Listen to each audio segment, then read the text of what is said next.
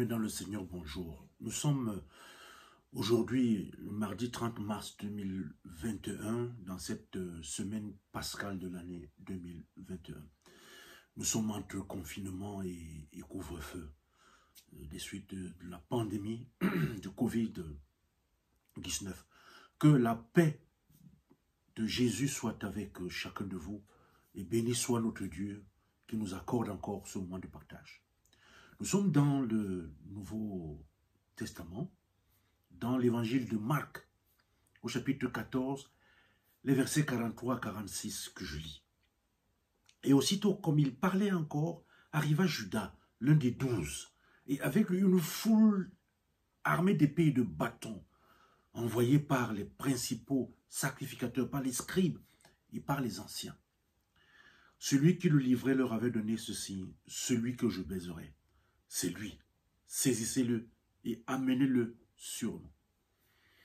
Dès qu'il fut arrivé, il s'approcha de Jésus, disant Rabbi, et il le baisa. Alors ces gens mirent la main sur Jésus et le saisirent. Chers frères et sœurs, dans le Seigneur, nous partageons ce matin le contenu d'un baiser historique. Le baiser partagé entre Judas et Jésus. Pour Judas, quand il posait cet acte, c'est le baiser de la trahison.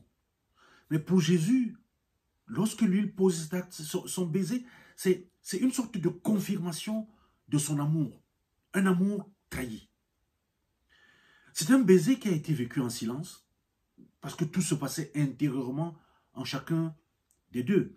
C'est d'ailleurs le sens d'un baiser. Quand on embrasse, ce n'est pas le moment de parler. On peut s'exprimer avant, ou bien on s'exprime après, mais on ne parle pas pendant. Voilà. Bon, intéressons-nous ce matin à ce baiser de Judas. C'est-à-dire, celui que je baiserai, c'est lui.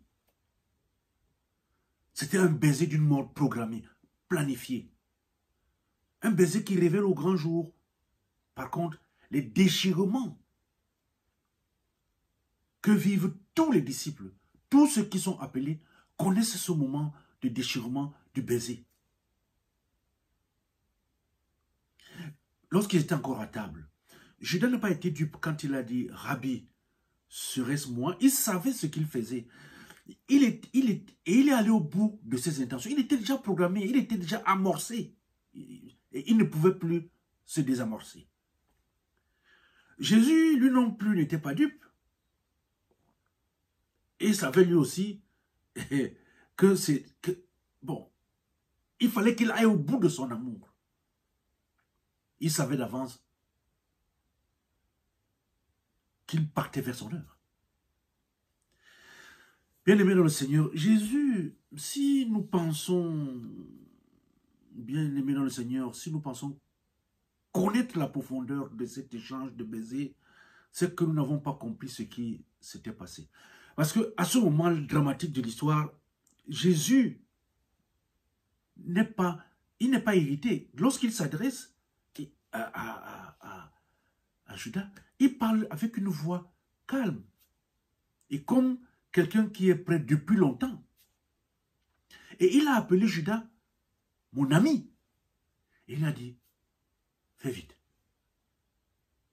En l'appelant ami, Jésus lui fait pressentir alors que c'est justement pour cette heure qu'il a été envoyé. C'est ici que Jésus nous livre, c'est la suprême consigne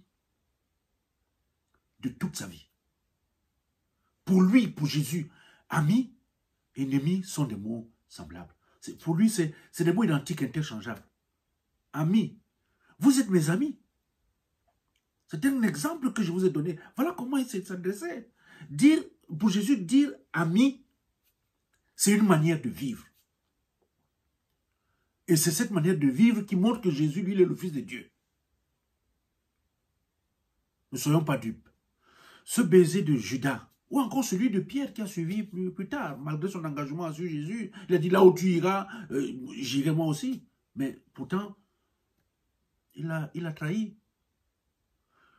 Nous aussi, au cœur de notre trahison, nous entendons Jésus nous appeler ami, mon ami. Un mot délicieux qui nous dévoile le vrai visage de Dieu.